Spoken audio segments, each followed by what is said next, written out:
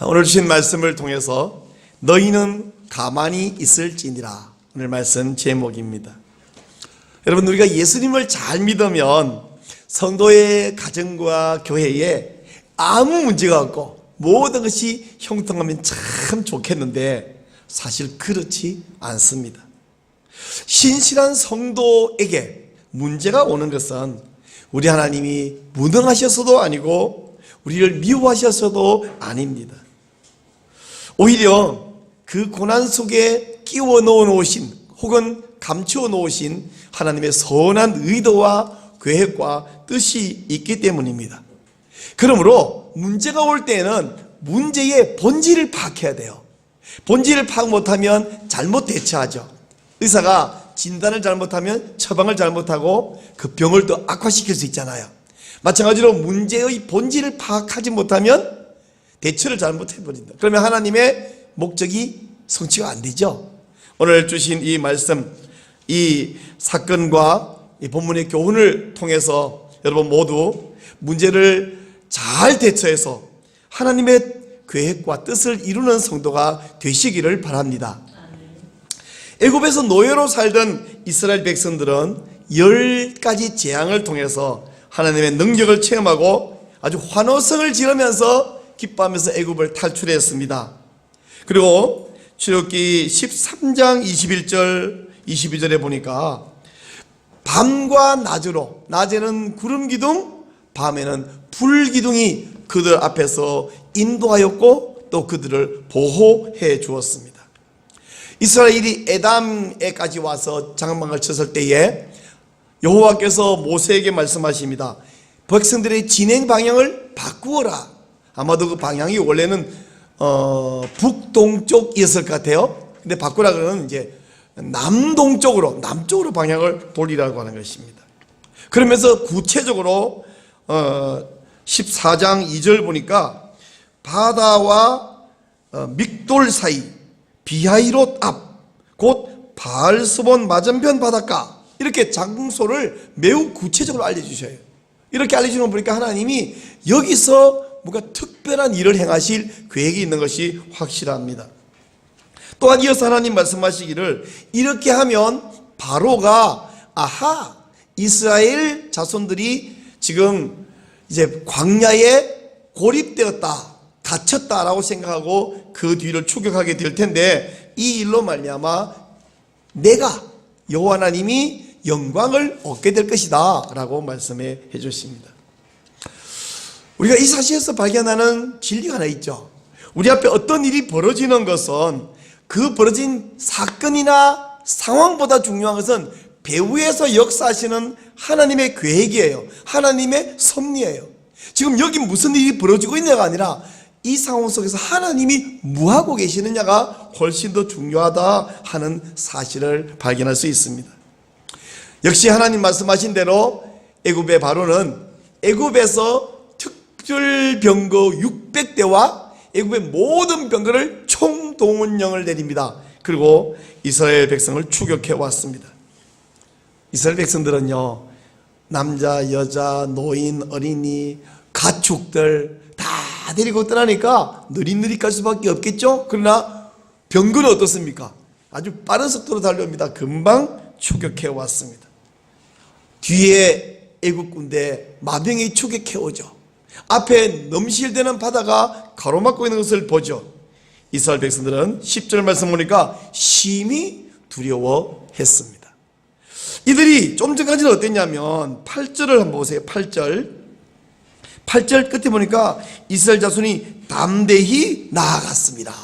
담대히와 정반대 말이 뭡니까? 심히 두려워하고 있어요. 또 뭐합니까?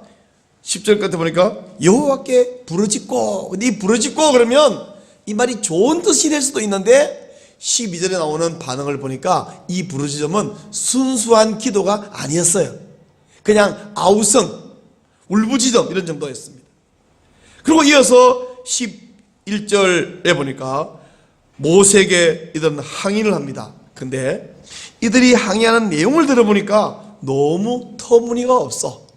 한마디로 이렇게 말합니다. 당신이 왜 우리를 애굽에서 이끌어내어서 이 광야에서 죽게 하느냐? 그 다음 말 더 웃깁니다. 우리가 애굽에 있을 때 분명히 당신에게 말했지 않느냐. 우리를 내버려 두라. 우린 여기서 애굽 사람을 섬기겠노라 하지 않았느냐. 근데 우리를 왜 아니 무슨 유괴법입니까? 한두 살 먹은 애입니까? 그리고 모세가 무슨 힘이 있어 혼자서 60만의 남자들을 끌어낼 능력이 있습니까? 자기들이 안 따라오면. 그리고 애굽에서 그들은 고통 중에 부르짖었고, 출애굽기 3장에서 하나님이 모세에게 떨기나무 앞에서 불꽃 앞에서 뭐랬잖아요. 내가 애굽에 있는 내 백성의 부르짖음을 보았다. 고통으로 못 살겠습니다 하고 부르짖던 그들이 우리 애굽에서 애굽 사람을 섬기며 살겠다고 말했지 않느냐. 차라리 여기서 죽는 것보다 거기서 애굽에서 사는 것이 나을 뻔했다. 이 무슨 터무니없는 소리입니까? 홍해 앞에서 고난이 오자 이 터무니없는 소리라는 이스라엘 백성들, 여러분 그들뿐 아니라 오늘날 우리 교회와 우리 성도들 가정에도 크고 작은 문제가 연거푸 반복해서 때로는 중첩해서 발생하고 있습니다. 왜 이런 문제가 생기느냐? 두 가지 이유가 있어요. 하나는 우리 어리석음 때문에 문제가 생기고, 또 하나는 내가 아무 잘못 안 했는데 하나님의 특별 계획 때문에 문제가 생겨요. 지금 이 사람들은 애굽에서 나와서 홍해 앞에 문 잘못한 거 있어요? 없어요. 하나님이 계획하신 거예요. 사레가 아브라함과 결혼한 이후에 아기가 안 생기는 거예요. 그전에는 모르겠지만 적어도 아브라함에게 내가 큰 민족을 주겠다 말씀하신 이후 무려 25년 만에 아기가 생겼잖아요. 25년. 사레가 뭔 잘못했습니까? 라헬이 남편의 사랑을 독차지했어요. 그 라헬은 아름다웠습니다. 씩씩했어요. 아버지의 양을, 아들도 아닌 딸이 나가서 양을 쳤습니다. 얼마나 부지런하고 씩씩했어요. 근데 라헬이 문제를 지었다고, 뭘 잘못했다고. 언니 레아는 6명 아들 할 동안에 자기는 하나도 안 생기네. 요셉이라는 아들 하나 낳아서 너무 기뻐했는데 그 요셉이 커서 소위 출시하는 걸 보기 전에 청소년일 때 어머니 라헬은 죽어버렸습니다. 라헬이 뭔 잘못했어요? 그러나 하나님은 사레를 통해서 혹은 라헬을 통해서 특별한 계획이 있었던 거죠. 왜 이렇게 안 풀리나? 왜 남은 애 6명 줄줄 낳는데 나는 하나도 안 생기나? 딸도 하나 안 생기나? 왜 25년간 아들이건 딸이건 사레에게는 한 명도 안 태어나나? 내 인생은 왜 이렇게 망했나? 모르죠. 사레는 모르고 당했는데 하나님은 특별 계획이 있어요. 왜 요셉은 청소년 때 팔려가서 죽을 고생을 해야만 했나? 요셉이 다 알았겠어요? 그냥 믿었죠. 여러분, 우리의 어리석음 때문에 문제가 생길 수도 있고, 우리는 모르지만 잘못한 것도 없는데 하나님의 특별 계획 때문에 문제가 생길 수 있지만, 이유가 뭐든지 간에 그 문제를 잘 대처하면 우리에게 복된, 행복한, 기쁜, 만족한 결과가 올 수 있는 줄을 믿으시기 바랍니다. 우리 하나님은요, 우리의 죄와 실수와 요셉의 형들의 그 사악한 동기까지도 선하게 사용하신 하나님이십니다. 그러므로 문제가 뭐든지 대처 방법, 우리 수학 문제가 뭐든지 그 공식 있잖아요. 푸는 공식. 성도에 관한 문제를 대처하는 공식 이겁니다. 할 수 있는 것은 최선을 다하고 할 수 없는 것은 하나님께 맡겨라. 한 번 따라해볼래요? 할 수 있는 것은 최선을 다하고 할 수 없는 것은 하나님께 맡겨라. 이거 문제풀이 공식입니다. 우리에게 문제가 있는 것 자체가 문제가 아니고 문제를 잘못 대처하는 것이 문제예요. 그러므로 우리는 이 공식을 따라 대처해야 되는데, 그렇게 대처하기보다 사람들이 잘못 대처하는, 문제가 올 때 흔히 범하는 실수는 두 가지예요. 첫째는 뭐냐면 인본적인 방법으로 그 문제 해결을 시도하는 것입니다. 사례는 어떻게 했습니까? 하가를 가져다가 남편에게 주면서 이 첩을 통해서도 아들 얻어봐라. 내 아들 삼겠다. 근데 됐습니까? 훨씬 더 복잡해졌죠. 라헬도 안 되겠으니까 빌하를 통해서 아들 얻어보자. 됐습니까? 빌하를 내놓으니까 레아는 실바를 내놓고 그 이후에 레아가 아들 둘 더 낳아서 더 비참해졌죠. 리브가와 야곱은 서로 짜고 이삭의 축복을 받아서 누려보겠다. 됐습니까? 더 문제가 복잡해졌죠. 시편 1편에 의하면 악한 꾀를 부리고 오만한 자의 자리를 탐내고, 이건 악인들이 하는 방법이에요. 죄인들의 특징이에요. 거짓과 속임수, 탐욕, 이건 성도들이 사용할 방법이 아니에요. 성경적이지 않고 하나님이 기뻐하시지도 않고, 그래서 뭐가 되지도 않아요. 또 한 가지 잘못하는 방법은 뭐냐면 누군가를 원망하는 거예요. 사람을 원망해요. 이스라엘 백성들이 모세를 원망할 때 보니까 터무니없는 말이 안 되는 소리를 막 지어내서 해대면서 모세를 공격하잖아요. 우리 신앙 공동체에 문제가 생기거나 성도의 가정에 문제가 생기면 목사를 중심으로 하나가 되어야 되고, 가정을 중심으로 하나가 되어서 그것에서 기도하고 지혜를 짜고 최선을 다하고, 그래도 안 되는 것은 그냥 기도하면서 기다려야 돼. 라헬 기다렸으면 했어요. 기다려야만 했어요. 리브가 그냥 기다려야만 했어요. 이상한 속임수 쓰면 안 돼. 막 손에 엽서 틀 여기 두르고 가가지고 내가 당신 아들 애씁니다, 그렇게 되는 게 아니에요. 그냥 기다려야만 했어. 어려울 때 서로 원망하고, 그런 교회나 그런 가정은 설 수가 없습니다. 그렇게 해가지고는 우리 교회나 우리 가정이 잘 안 되기를 간절히 바라는 거 누구예요? 사탄이죠. 사탄이 아주 좋아합니다. 잘한다 잘한다, 그렇게 해라. 서로 싸워. 가장과 남편과 아내가 싸우고 집안 깨지고 이혼하고 교회 싸워. 아주 좋아합니다. 사랑하는 여러분, 문제 없는 사람은 다 공동묘지에 있고 사람들은 다 문제 있잖아요. 그죠? 문제 없다는 건 자랑이 아니야. 그건 무감각한 것뿐이야. 여러분, 문제가 뭡니까? 사업이 어렵고 취직이 안 되고 시험에 떨어졌고 이사해야 되는데 집을 못 구했고 결혼해야 되는데 남편을 혹은 아내를 못 구했고 가까스로 결혼해서 기뻐하는데 2년, 5년, 10년 가도 아기가 안 생기고 지혜롭게 말한다고 했는데 그 말이 오해를 불러일으켜서 관계는 나빠지고 대화를 한다고 하는데 서로 생각이 달라서 대화는 어렵고 믿고 정말 친형제처럼 생각해서 돈을 빌려줬는데 안 돌려줘서 관계는 나빠지고 돈은 못 돌려받고 관계도 깨지고 뭘 좀 해보려는데 남보다 재주가 없고 게다가 몸까지 아프고 이런 등등의 어려움들이 찾아올 때 우리는 어떻게 하면 좋을까요? 두 가지 하면 안 됩니다. 인본적인 방법, 비성경적이고 세속적인 방법으로 해결을 시도하면 안 됩니다. 이게 누구 잘못이다, 너 때문이야, 남편 당신 때문이야, 아내 당신 때문이야, 아들 너 때문이야, 목사 네 때문이야, 장로 너 때문이야. 서로 원망하면 안 됩니다.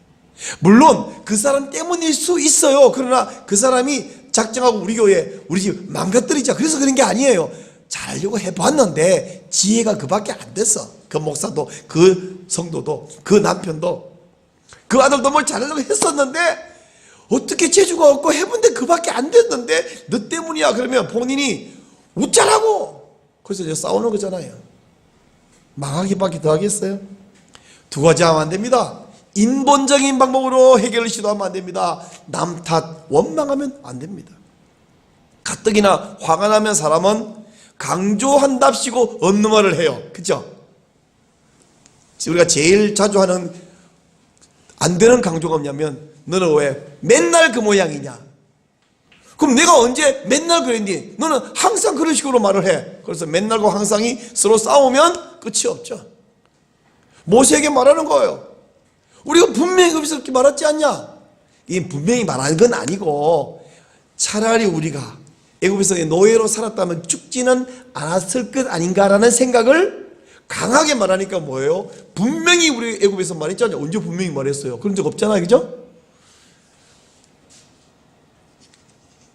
자, 그러면 어떻게 하면 좋으냐? 구원은 하나님의 손에 있습니다. 구원은 하나님의 손에 있습니다. 해결은 하나님의 손에 있습니다. 다행스럽게 하나님의 사람인 모세는 백성들과 달랐어요. 왜 달랐냐 하면 모세는 환경과 상황과 벌어진 사건을 안 보고 그 배후에 하나님의 계획과 하나님의 섭리를 보는 눈이 있었어요. 그걸 뭐라 그러냐면 믿음이라 그래요. 여러분 믿음 있으시죠? 믿음을 내가 예수 믿으니까 천국 간다 거기만 적용하지 말고 내 모든 것을 하나님 주권 하에 있다는 사실을 믿는 믿음으로 적용하시기 바랍니다.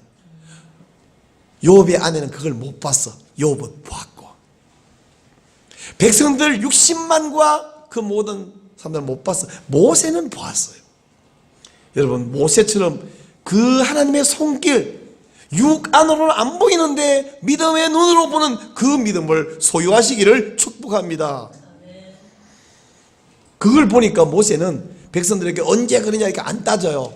거짓말하지 말라 이렇게 안 싸웠어요. 이 사건을 통해서 하나님이 영광을 얻으실 것을 모세는 분명히 알고 있었습니다. 와, 모세는 좋겠다. 목사님, 모세야 하나님께 그런 말 직접 들었으니까 그렇지. 우리 못 들었잖아요. 그리고 우리 어떡하라고요? 못 들었다고요? 아니요, 우리도 들었어요. 분명히 사도 바울은 이렇게 말했습니다. 화면 보고 한번 읽어주실래요? 시작. 우리가 알거니와 하나님을 사랑하는 자 곧 그의 뜻대로 부르심을 입은 자들에게는 모든 것이 합력하여 선을 이루는 모든 것이 합력하여 선을 이루는 줄 믿으시죠? 그 모든 것 안에는 행복하고 따뜻하고 꽃길 향긋한 것뿐 아니고 쾌쾌한 거, 짜릿한 냄새 나는 거, 혹은 매콤한 거, 까칠까칠한 거 다 포함되는 거 알고 계시죠? 그거요, 여러분 저기 강화도에 가다 보면 매기 매운탕 잘하는 집이 있어요. 나 따라갔기 때문에 다시 찾아가라면 내가 못 찾아가겠는데, 근데 가스레인지 위에다가 냄비를 턱 올리는 거 보니까 안에 비슷하고 비릿한 인상 깊은 그 매기하고요, 거기에 그냥 먹으라면 먹지도 못할 마늘 빵 그 잔뜩 집어넣고요, 셀이 청양고추 확 집어넣고요, 고춧가루 확 집어넣고요, 막 먹지도 못해 야채 막 집어넣었어. 근데 그걸 다 집어넣어서 보글보글 한잔 끓이니까 한국 사람들 그런 거 보고 시원하다 그러잖아. 매콤한 걸 시원하다. 우와 맛있어. 거기 안에 처음부터 설탕 넣고 깨소금 넣고 그런 게 아니라 한 개 한 개 못 먹을 거 다 띄워가지고 보글보글 끓이니까 맛있어지더라고. 우리 인생을 하나님이 맨날 사탕만 주지 않고 매운 것도 주고 달콤한 것도 주고 비릿한 것도 주고 섞어서 진짜 화려하게 맛있게 주려고 그런 일을 하십니다. 모든 것이 합력하여 선을 이루는 것을 믿음의 눈으로 보는 거예요. 이게 해결지입니다. 다만 선을 이루려면 대처를 잘해야 돼. 대처를 잘하려면 믿음으로 대처해야 되는 겁니다. 그럼 어떻게 대처하면 되냐? 제가 아까 하지 말라는 그 두 가지 막 강조했잖아요. 인본적인 방법 쓰지 마라. 누구 사람 탓 원망하지 마라. 그러면 정답은 뭔데요? 모세에게 정답이 있습니다. 첫째, 모세의 처방은 두려워하지 말라 그랬어요. 자, 여러분 봅시다.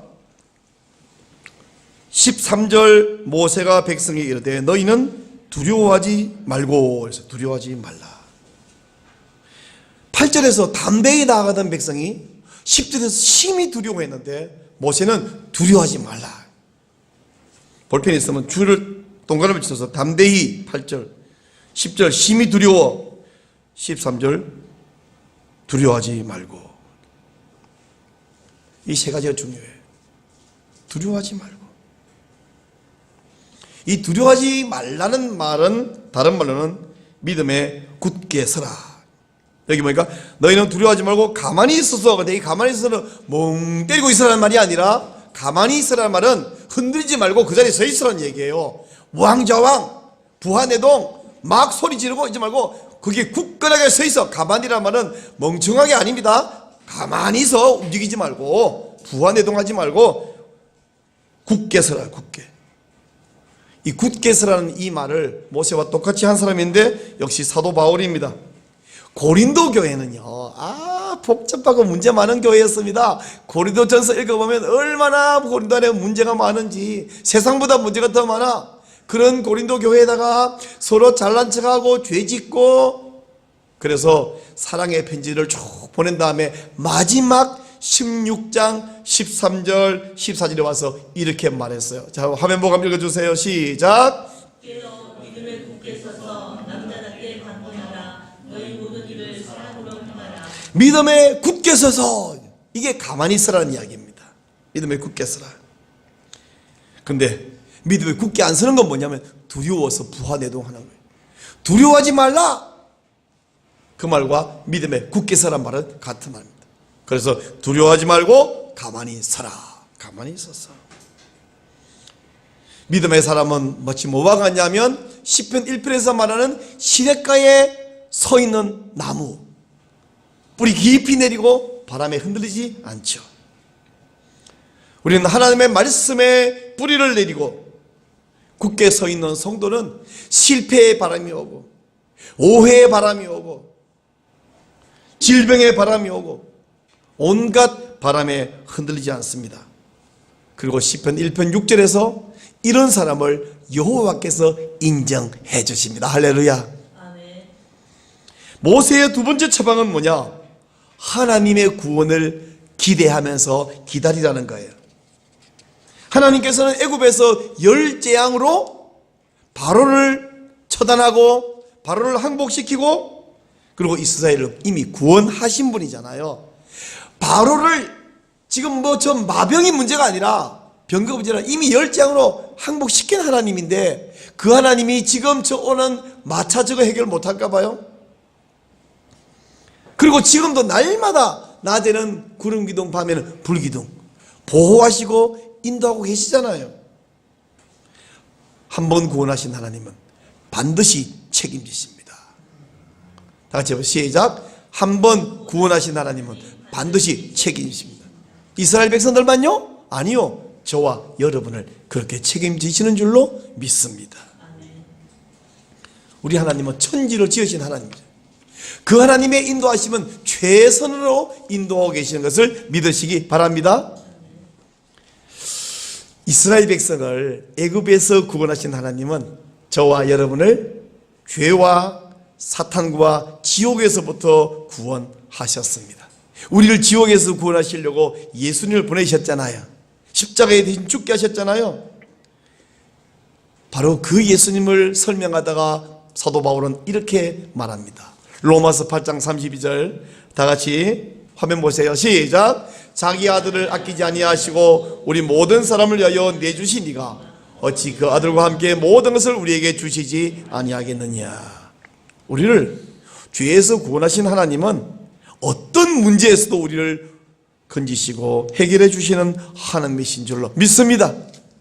근데 그 하나님이 만약에 우리에게 왠지 실패하게 하시고 병들게 하시고 이해가 안 되는 어떤 상황으로 몰아가신다면 무능하시기 때문이 아니에요. 우리를 미워하시기 때문이 아니에요.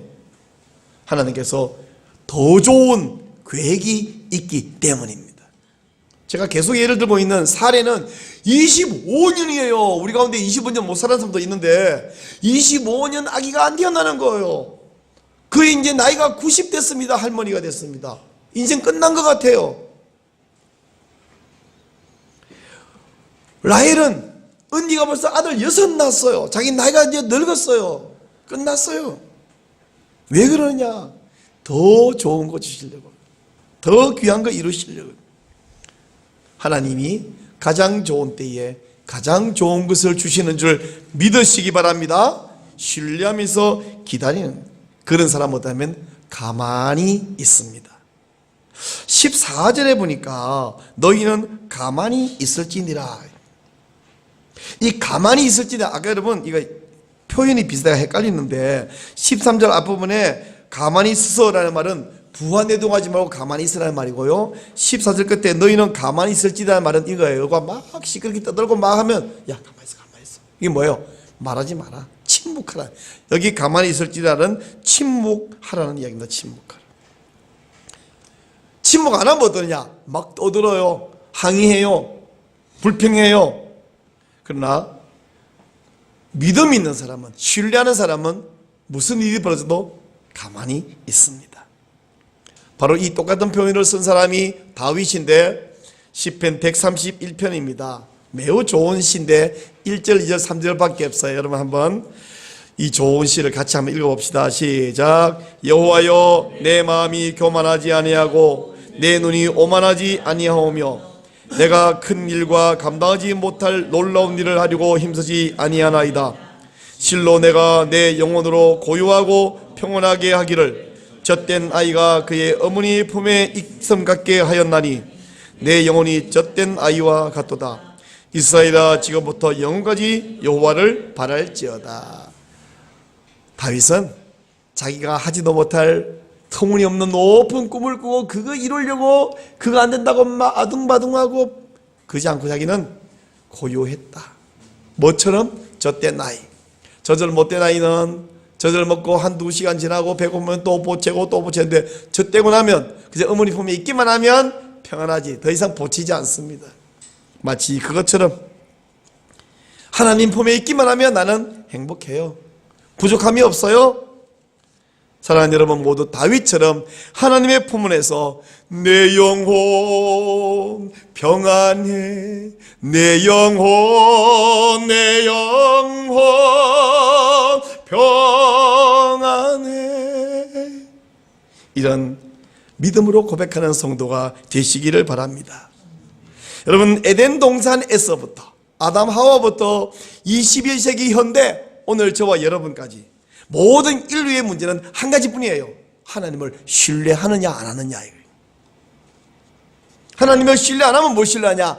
자기 판단, 자기 능력, 자기 소유, 자기 힘. 이거 신뢰할 만합니까? 아닌데 하나님을 안 신뢰하니까 이거라도 신뢰해야 되겠죠? 선악과를 먹으라 그러면 네가 하나님같이 된다. 그 유혹을 받아들이면 이후에 자기가 하나님이 여기서 자기가 판단하는 거예요. 자기를 의지하는 거예요. 근데 보니까 의지할 만하지가 않거든요. 그러니까 늘 불안한 거예요. 그러나 우리 구원받은 성도는 나를 신뢰하지 못하는 것을 압니다. 신뢰하면 안 되는 것을 압니다. 대신 뭐요? 하나님을 신뢰합니다. 그것이 바로 천국 백성의 특징이에요. 여러분, 우리가 천국에 가기 위해서도 예수님을 믿어야 되지만 천국에 가서 살기 위해서도 예수님을 믿어야 합니다. 왜냐하면요, 천국에 가서 나를 믿는 사람은 살 수가 없거든요. 우리가 하나님을 신뢰하지 않으면 천국에 들여놔도 거기서 살 수가 없어.